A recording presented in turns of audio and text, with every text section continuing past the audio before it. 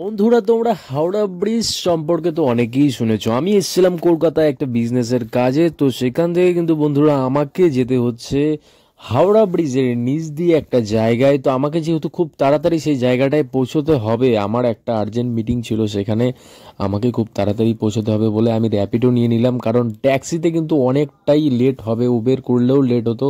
তাই আমি র্যাপিডো পেয়ে গেছিলাম, সঙ্গে সঙ্গেই কিন্তু আমি চলে এসেছি ট্রেন থেকে নেমেই হাওড়া ব্রিজের নিচ দিয়ে। তো বন্ধুরা দেখো হাওড়া ব্রিজের নিচটা কীরকম থাকে।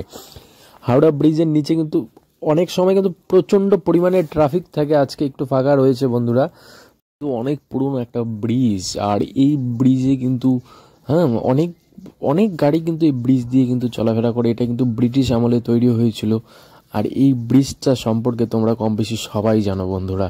তো কলকাতায় এলে অবশ্যই তোমরা এই ব্রিজটা একবার হাওড়া স্টেশনে নামলেই কিন্তু তোমরা এই ব্রিজটা দেখতে পারবে। হাওড়া প্ল্যাটফর্ম থেকেই দেখা যায়, খুব সুন্দর। তো বন্ধুরা, আমি কিন্তু এখন আমার নিজের কাজে চলে যাচ্ছি। তো এই ভিডিওটা কিন্তু আমি তোমাদের সঙ্গে শেয়ার করলাম, কারণ তোমরা অনেকেই কলকাতা হাওড়া ব্রিজের সম্পর্কে শুনেছো, কিন্তু সেই ব্রিজটা পার হতে সেই দৃশ্যটা কীরকম সেটাই কিন্তু আমি তোমাদেরকে দেখালাম। তো বন্ধুরা, আমি এখন ব্রিজ পার করে কোন রাস্তাটা দিয়ে যাচ্ছি তোমরা কে কে বলতে পারো বন্ধুরা, কমেন্টে জানাও। আর কলকাতায় কিন্তু একটু বৃষ্টি হলে কিন্তু চারপাশের দিকটা কিন্তু খুব নোংরা থাকে, জানি না কেন।